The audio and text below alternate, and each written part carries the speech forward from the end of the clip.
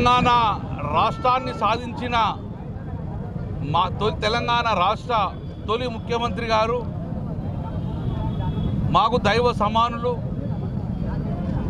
శ్రీ కేసీఆర్ గారు కల్వకుంట్ల చంద్రశేఖరరావు గారిది 71 జన్మదినాన్ని పురస్కరించుకొని వారికి జన్మదిన శుభాకాంక్షలు తెలంగాణ రాష్ట్ర ప్రజల పక్షాన, కరీంనగర్ జిల్లా ప్రజల పక్షాన.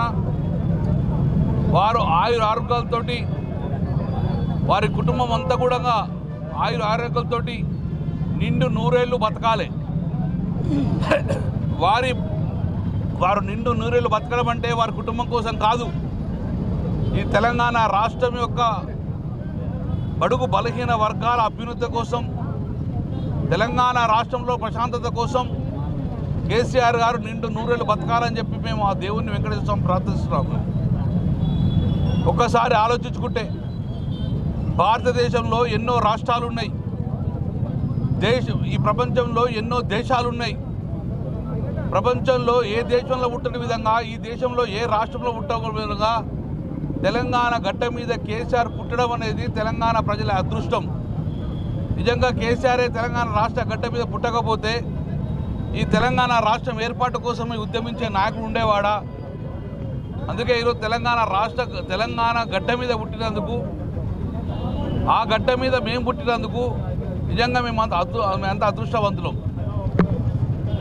కేసీఆర్ గారు తెలంగాణ రాష్ట్ర గడ్డ మీద పుట్టినందుకు తెలంగాణ రాష్ట్రాన్ని సాధించిండు.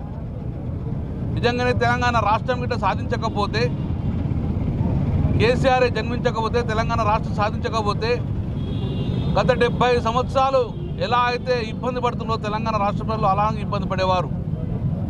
ఉమ్మడి రాష్ట్రంలో బాగా ఇబ్బంది పెట్టేవారు. వలసల ఓడు, రైతు ఆత్మహత్యలు, నిధులు లేక చాలా ఇబ్బంది పడుతున్నాయి. అందుకే తెలంగాణ రాష్ట్రం సాధించుకున్నాం కాబట్టి ఈరోజు తెలంగాణ సస్యశ్యామలమైంది. తెలంగాణ ప్రజలు సంతోషంగా ఉన్నారు. దీనికి కారణము తెలంగాణ రాష్ట్రం ఏర్పాటు. తెలంగాణ రాష్ట్రం ఏర్పాటు కారకులు కేసీఆర్ గారు. అందుకే మేమందరంగా తెలంగాణ ప్రజలు అన్ని పార్టీల వ్యక్తులంగా ఈరోజు సోషల్ మీడియాలో కేసీఆర్ గారు నిండు నూరేళ్ళు బతకాలని చెప్పి అనడం అనేది నిజంగా అదృష్టం. అందుకే 100కో 1,00,00,000కో ఒకరు పుడతారు, అది కేసీఆర్ అంటే పుడతారు. కాబట్టి మేమందరంగా దేవుణ్ణి ప్రార్థిస్తాం. మా ఆయుష్ అందరికీ తక్కువ చేసినా మంచిదే, కానీ కేసీఆర్ నిండు నూరేళ్ళు బతకాలని చెప్పి మనస్ఫూర్తిగా కోరుకుంటున్నాం. జై తెలంగాణ, జై కేసీఆర్.